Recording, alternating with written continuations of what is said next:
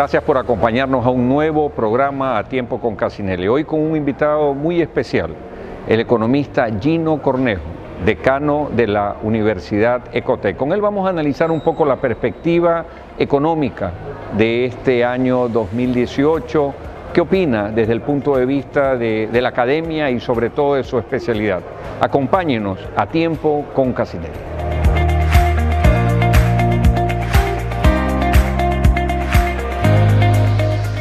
Muchas gracias por acompañarnos a Tiempo con Casinelli. Tal como lo había anunciado en el saludo inicial, nos acompaña hoy el decano de la Facultad de Ciencias Económicas y Empresariales de la Universidad Ecotec. Me acompaña Gino Cornejo Marcos, economista de profesión, MBA, obviamente con lo que se requiere hoy para tener esas dignidades donde deben transmitir a la gente el conocimiento de la mejor manera. Y como lo había indicado, vamos a hablar con Gino un poquito de los temas económicos, pero lo quiero enfocar de la siguiente manera, Gino. Primero, bienvenido, gracias por acompañarnos a Tiempo con Casinelli. Vamos a ir de lo más a lo menos, y voy a decir lo más es la economía. La economía, que es una ciencia que busca obviamente el explorar, el determinar con números, con estadísticas, cuáles son las proyecciones, las causas, los efectos y el futuro que se tiene sobre algún tema que tenga relación con producción, con productividad, con temas económicos o macroeconómicos. Los economistas, que se dice que viven pensando en las distintas variables, pero bajando a tierra, desde la perspectiva de la economía, ¿cuál es la visión que se tiene de este año 2018? ¿Qué es lo que piensas que de acuerdo a los indicadores puede ser la perspectiva que se tiene en función de este nuevo año? Bienvenido. Muchas gracias, Juan Carlos, por la invitación a este importante programa. Para mí, efectivamente, la economía tiene variables muy importantes que hay que analizarlas desde diversos contextos.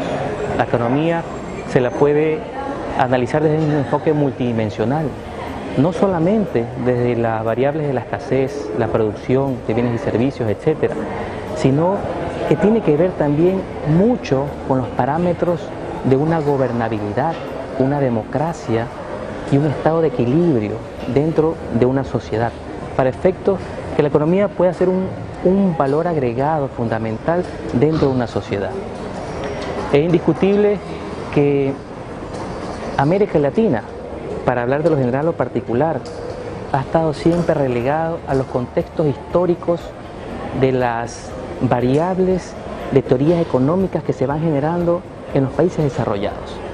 ¿Qué quiere decir eso? A lo largo de la historia hemos visto que se han generado y se han fomentado ideologías. Hablemos de dos en puntual: izquierda, socialistas, capitalistas, liberales, neoliberales, etcétera. Y cada uno ha interpuesto su receta específicamente para llevar a los ciudadanos de una nación bienestar, desde conformidad de la óptica de cada uno.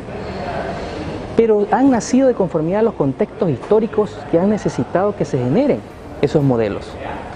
Pero a lo largo de la historia nos hemos visto que cada modelo tiene sus bemoles y en cierta manera han conectado o no han tenido resultados propositivos para generar equidad, bienestar, desigualdad en una sociedad, crecimiento, desarrollo, etcétera. Y han fallado tanto los mercados, porque es una entelequia eso también de que Adam Smith era el propulsor y generó la teoría de la mano invisible, que el mercado se autorregula solo. Falló también y conectó y colapsó el mercado ya en 1929 con Estados Unidos, en la Gran Depresión. Pero Gino, eso se da un poco porque en economía pronosticas, coges los factores que tienes, ingresas todos los elementos y dices, bueno, este es el pronóstico. Más allá de la ideología, dices, si se dan estos factores podemos tener esos resultados. Como yo digo, más allá, además de dónde se traigan las ideas, lo importante es que funcionen en un país determinado. Se puede importar un esquema general y un país poder aplicar lo mismo que ha aplicado otro y tener el mismo resultado siempre? Ahí es donde iba.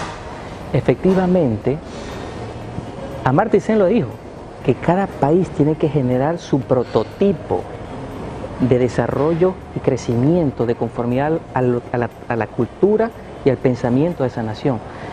De tal manera que podemos coger lo óptimo de cada modelo y recordando que el gobernante de turno siempre instaura su doctrina y partiendo de esa premisa va a gobernar. Si el gobernante de turno tiene una visión socialista, todas las políticas económicas van a ir enfocadas a esa tendencia. Si el gobernante de turno es una visión liberal a ultranza, lógicamente buscará apertura de mercado 100%, liberalización del comercio, etcétera, y todas las teorías y facultades que genera la libertad, por así expresarlo. Pero ambas han fallado a lo largo de la historia, las fallas del mercado y las fallas del Estado. La discusión está siempre en más Estado o menos Estado. ¿Hasta dónde llegar? ¿Más control, más regulación, Exacto. Más intervención? Correcto. ¿O más liberalidad y que cada cosa se regule solo? Correcto. Y para llegar un poco a tu pregunta, mi querido Juan Carlos, hemos vivido ya una década con aciertos y desaciertos, pero como siempre he dicho, toda acción conlleva una reacción, todo causa un efecto. Y si bien es cierto que en primera instancia se generó una teoría de crecimiento por medio de gasto público, porque hubo un boom de los commodities, no fue sostenible en el tiempo. Yo siempre he manifestado que hay que invertir, hay que apoyar y hay que generar bienestar en la sociedad. Eso es fundamental, porque hay que darle calidad de vida al pueblo, indistintamente de cualquier sector, pero siempre tiene que ser sostenible en el tiempo. Hablemos de un ejemplo muy práctico, economía doméstica. Si un familiar, un padre de familia, gana $1000, una familia de 3 personas, y quiere poner el hijo en el colegio alemán, por ejemplo, tiene que pagar $1500 en el colegio. Además de eso, tiene que pagar alimentación, vestimenta, transporte, etcétera, y hace un préstamo para mantener esa calidad de vida. Pero llega un momento que ya no va a poder seguir más allá, porque tiene más egresos que ingresos. Entonces lo mismo le pasa al Ecuador. Generó y robusteció una burocracia, que no estoy diciendo que está mal, pero tampoco estoy diciendo que está bien, de tal manera que el sistema no permitió una continuidad sostenible en el tiempo. Entonces se cae solo el sistema, porque en la economía, para que sea boyante y pueda tener crecimiento, tiene que generarse productividad dentro de la actividad de un país. Y si no pasa eso, lógicamente vemos en el tiempo lo que estamos viviendo en la actualidad. Tenemos un nuevo gobernante que, si bien es cierto, está luchando contra la corrupción, que es otro tema efectivamente muy álgido que se está tratando en el Estado ecuatoriano actualmente, pero continúa el mismo enfoque de la política económica del anterior gobierno, de tal manera que continúa con un Estado robusto, continúa con las políticas económicas que en cierta manera generó el anterior gobierno, y desde mi punto de vista o concepción, el nuevo gobierno, la única diferencia se caracteriza en el estilo de gobernar. No es confrontativo, da apertura al diálogo, pero las políticas económicas siguen siendo las mismas, lo cual es muy importante que el actual ejecutivo, el presidente de turno, tenga que replantearse ese esquema, porque si no cambiamos el esquema o el modelo económico que impera actualmente en la sociedad ecuatoriana, podemos tener lógicamente complicaciones futuras. Vamos a hipotecar el siguiente paso de la civilización, que es la juventud. Tenemos actualmente un promedio de 60.000 millones de dólares en deuda externa, el 60% del Producto Interno Bruto. Va a llegar un momento que el Estado ecuatoriano, si no replantea y por medio de la vía del gasto disminuye o replantea, hace más eficiente, eficaz y óptimo el aparato burocrático, vemos que se continúa el gasto, no lo ha disminuido, lo ha incrementado, continúa con los préstamos de organismos multilaterales, etcétera, externos, porque ha tenido el salvavidas de que se ha incrementado en cierta manera el precio del petróleo, y eso le ha dado vía de crédito efectivamente para adquirir y poder mantener sus niveles de gastos actuales. Pero Gino, permíteme interrumpirte ahí. Sí, en la teoría es fácil contraponer.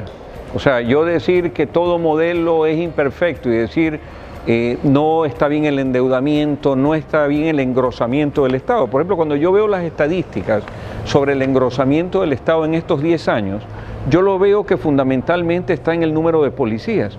Han ingresado miles de policías nuevos que antes, pues digamos, eran 28.000 y hoy hay 40.000. Lo veo en el número de profesores. No lo digo por una campaña, simplemente lo veo ahí, independientemente. El tema del endeudamiento finalmente pasa por la gran pregunta de si el endeudamiento es para gasto corriente o si el endeudamiento es para una inversión. Eso también es importante, porque si yo me endeudo porque quiero hacer una fábrica para mejorar las condiciones de vida de quienes están alrededor mío, yo no puedo llamar ese endeudamiento una irresponsabilidad, lo llamo una inversión. Si nos va bien, obviamente vamos a desarrollarnos. Entonces, bajo esa tónica yo te pregunto, porque muchas veces se critican a los economistas, y dicen, los economistas son expertos en dibujar en el aire, o como decía un buen amigo mío, en poner las cosas en PowerPoint. Pero bajándola a tierra, digo, ¿qué haría Gino Cornejo en este año 2018 si fuera el gobernante de turno, desde la perspectiva económica? ¿Cuáles serían sus primeras decisiones? Bueno, indiscutiblemente, como te había manifestado mi querido Juan Carlos, la economía tiene un horizonte multidimensional, no solamente desde el punto de vista ingresos y egresos, escasez, producción, etcétera, sino tiene que imperar variables muy importantes. El Estado tiene que tener una interrelación entre el mercado y la sociedad civil. Estos tres factores tienen que converger para generar una buena gobernanza dentro de una sociedad. Y particularmente en temas muy específicos, se requiere un Estado fuerte pero limitado. Recordemos que del 2007 al 2016 se incrementaron de 15, cerca de 36 ministerios y secretarías nacionales. Pues. Se engrosó exponencialmente. En el 2007 había pagos de sueldos y salarios de 3.000 millones de dólares, llegamos a tener 10.000 millones de dólares, 3 veces más. Entonces, y así le puedo citar muchas cifras específicas de conformidad. ¿Qué harías tú hoy? Pero ¿dónde recortas? Indiscutiblemente que bajas el número de policías, el número de servidores de salud, porque esos son los que exponencialmente se han incrementado. Retiras el bono de desarrollo, porque también esa parte tiene un impacto en la economía. Sí, indiscutiblemente, hablando del bono de desarrollo, es un impacto positivo, pero mire que lo que está generando, hay ciertas personas que por recibir el bono de desarrollo no desean que los afilien, y eso genera una informalidad voluntaria dentro de las estadísticas, y engrosa ese porcentaje del 60% de la población económicamente activa que está en el sector informal, de tal manera que si tenemos cerca de 8 millones de ecuatorianos que están en la PEA, el 60% representa unos 5 millones de ecuatorianos, pues, que no están específicamente enrolados, no tienen esa formalidad de recibir un sueldo específico, etc. Entonces, ¿qué es lo que debería hacerse? Partemos de la premisa que para tener una buena gobernanza tenemos que tener un Estado fuerte pero limitado. Un Estado fuerte pero limitado. Ahí te voy a interrumpir un momentito. Vamos a darle espacio, Gino, a un breve corte comercial con la gente que hace posible este programa, pero vamos a regresar con cuáles son las soluciones, cuáles son las alternativas que, por ejemplo, Gino Cornejo, desde su visión de economista, esa visión que él la señala como una visión que tiene varias dimensiones y que puede plantearse en un momento dado, puede proponer al pueblo ecuatoriano si es que él estuviera en el gobierno. Regresamos a Tiempo con Cassinelli en un minuto. Este programa es auspiciado por Riviera Ultra HD TV. Encuéntralo en las principales cadenas y supermercados del país. Hotel Mar Azul, Global Trade Consulting, Halil Brokers S.A., Excellent, AXA, Maytaler & Zambrano Abogados, Fideis Buró, Polo Ralph Lauren, Di Franco Hostería y Hotel Marriott de Guayaquil.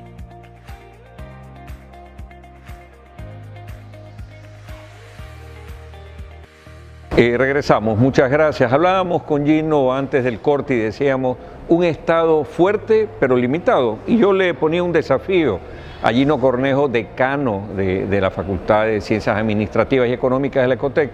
Le decía, bueno, toma el gobierno y dinos qué harías en los primeros meses, porque el PowerPoint indicaba aguanta todo. Gino, bueno, coméntanos.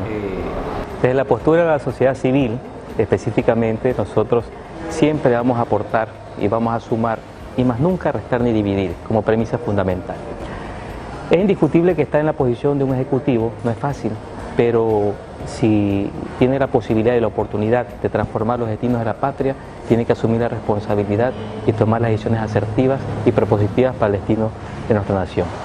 Si bien es cierto, hemos venido con una política pública enfocada al socialismo, donde se ha buscado el desarrollo por medio del gasto público, vemos que ese modelo llega a un momento de inestabilidad porque no tiene sustentación en el tiempo y sostenibilidad, por carecer de los ingresos, porque no se genera productividad en la economía, de tal manera que para efectos de poder generar que una economía dentro de un país tenga y confluya variables que intervengan entre el Estado, el mercado y la sociedad civil, tenemos que primeramente constituir una visión no ideológica, sino un tanto ecléctica y buscar el pragmatismo de conformidad a las decisiones de la política pública que se va a generar, que estén en función del resultado, más no de una forma ideológica de pensar que puede en el tiempo y el espacio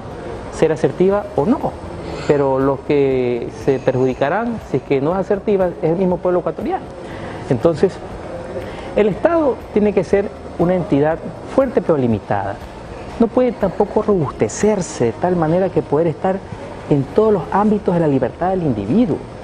El ser humano necesita desarrollarse, fomentar su ánimo de querer generar una iniciativa particular, de tener esa libertad y determinación para tomar decisiones. El Estado tiene que fomentar y poner condiciones de regulaciones mínimas en cierta manera, me explico, pero establecidas para generar y enmarcar un mercado. ¿Dar libertad? No al extremo. ¿Cuál es el punto medio? Ahí está el tema.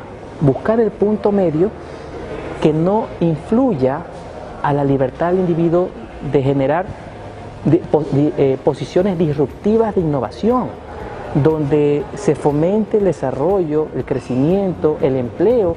Y eso es muy importante. Si no hay confianza, credibilidad, y donde el empresario no ve seguro una inversión de que a futuro vendrán políticas tributarias o impondrán políticas públicas de controles excesivos y extremos, nadie va a invertir. Es como que usted tenga $1 millón, sí, y usted decide dónde lo invierte, en Perú, Colombia, Ecuador.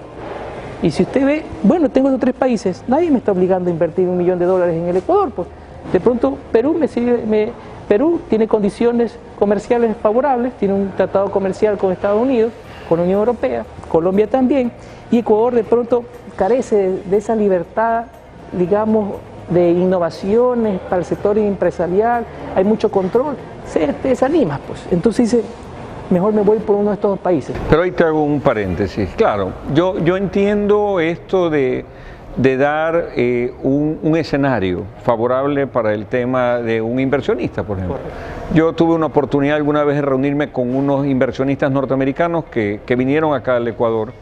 Yo estaba en aquella época de ministro de Comercio y les comentaba un poquito las variables, ¿no? Y les decía que en el Ecuador usted tiene la obligación de asegurar a sus afiliados. Y si usted no los asegura, usted tiene inclusive responsabilidad penal.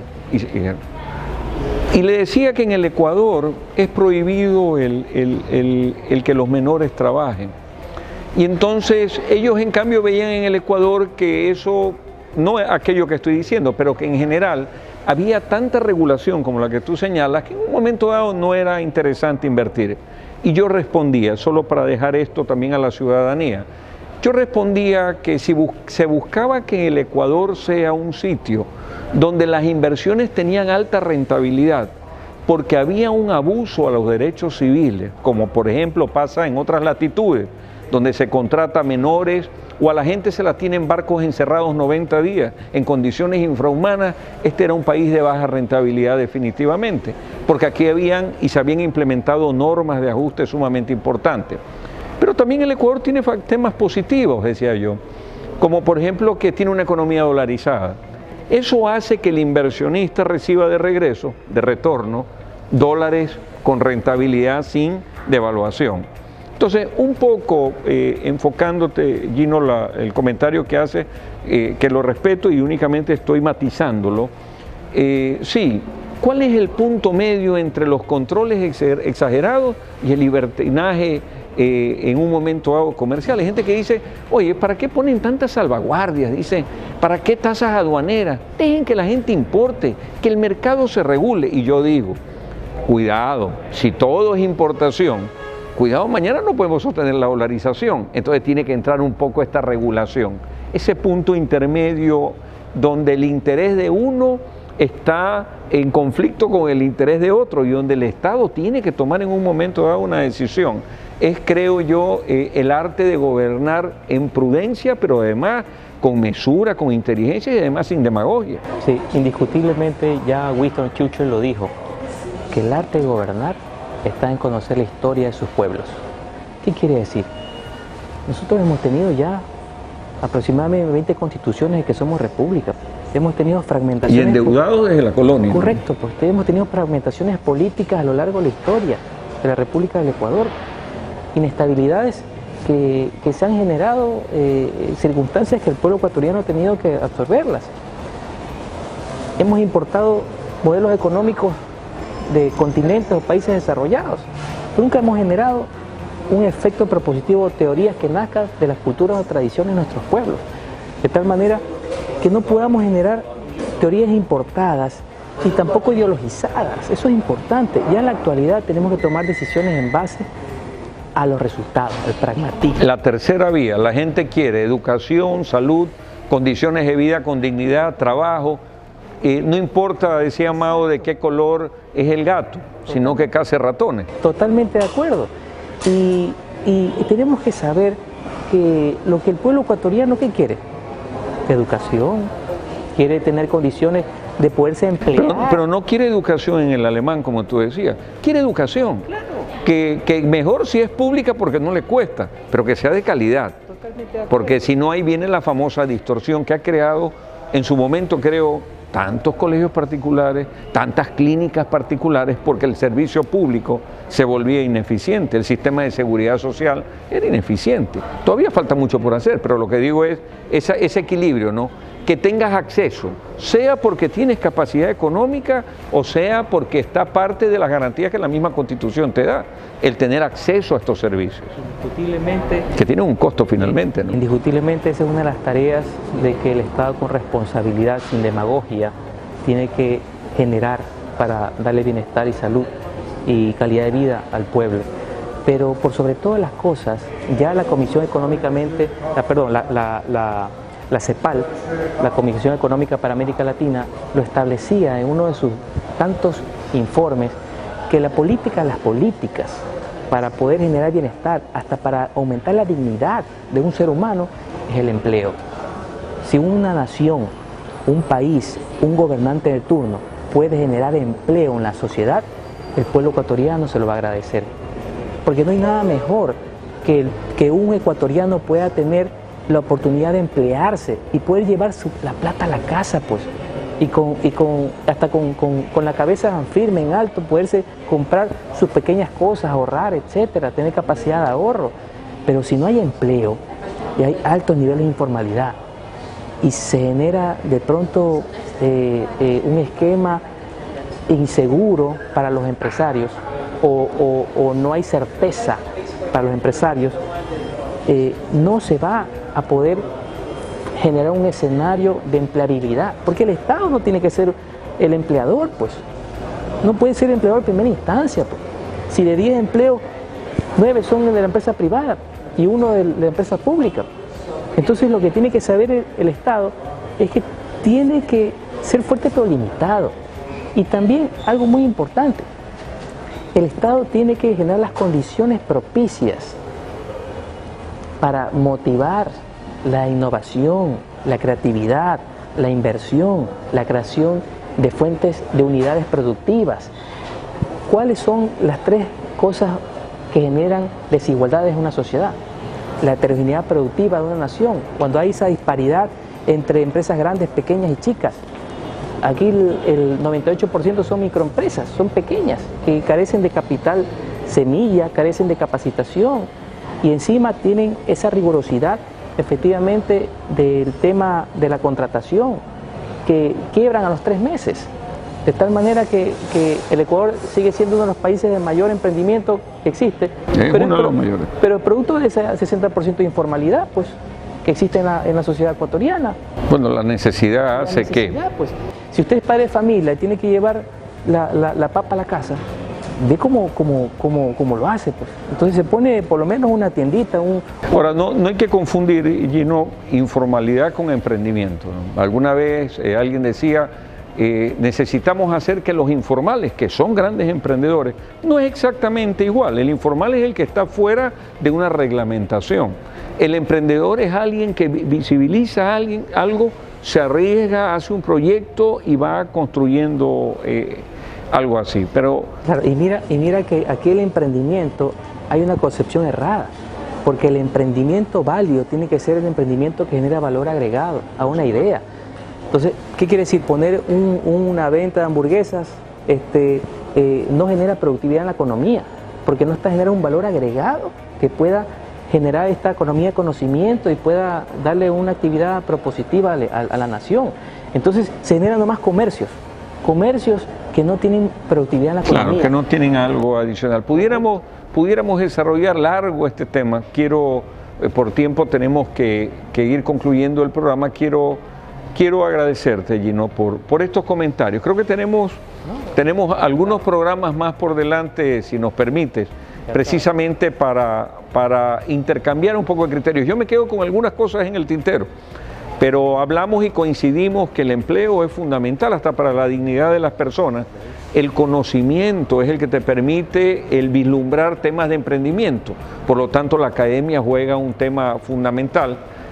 La responsabilidad social, la mejor repartición de la riqueza a través de una tributación justa para que haya una obra complementaria donde el que menos tiene tenga acceso a aquello que sí tiene acceso, el que más tiene.